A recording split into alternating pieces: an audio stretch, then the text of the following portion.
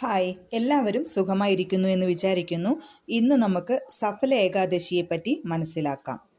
പൗഷമാസത്തിലെ കറുത്തവാവ് ഏകാദശിയാണ് സഫല ഏകാദശി. ഇഹലോകത്ത് സുഖവും പരലോകത്ത് വിഷ്ണു സായുജ്യവുമായ മോക്ഷവുമാണ് ഏകാദശി വ്രതത്തിൻ്റെ ഫലം.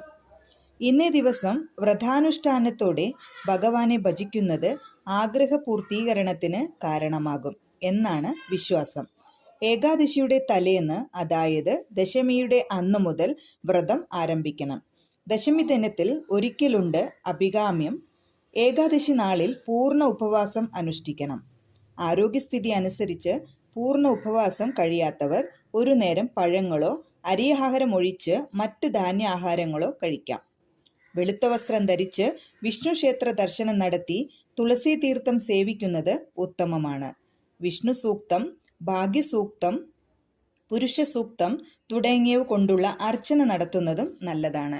കഴിയുമെങ്കിൽ അന്നേ ദിവസം നാമഭജനയുമായി ഭക്തിപൂർവം കഴിച്ചുകൂടാം. വിഷ്ണു സഹസ്രനാമം ചൊല്ലുന്നതും ഉത്തമമാണ്. ഏകാദശി ദിനത്തിൽ തുളസി പൂജ സർവപാപഹരമാണ്. എല്ലാ വർഷവും പൗഷമാസത്തിലെ കൃഷ്ണപക്ഷത്തിലെയും ഏകാദശിയാണ് സഫല ഏകാദശി. ഈ വർഷം ഈ ഏകാദശി വരുന്നത് ഡിസംബർ 15-നാണ്. ഈ വർഷത്തെ അവസാന ഏകാദശിയാണ് ഇത്. ഈ ദിവസം മഹാവിഷ്ണുവിനെയും ലക്ഷ്മി ദേവിയെയും ആരാധിക്കണം. ഏകാദശിയുടെ പേര് സൂചിപ്പിക്കുന്നത് പോലെ തന്നെ ഈ വ്രതം എല്ലാ പ്രവർത്തികളിലും വിജയം കൊണ്ടുവരാൻ നിങ്ങളെ സഹായിക്കും.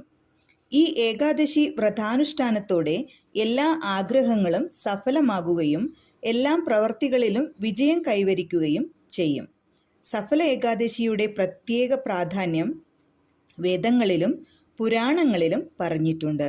ഈ വ്രതം അനുഷ്ഠിക്കുന്നതിലൂടെ ഒരു വ്യക്തിയുടെ ജീവിതത്തിൽ സന്തോഷവും ഐശ്വര്യവും ഉണ്ടാവും. സഫല ഏകാദശി ക്ഷേമവും ഭാഗ്യവും പ്രാധാന്യം ചെയ്യുന്നതായിട്ടാണ് കണക്കാക്കുന്നത്.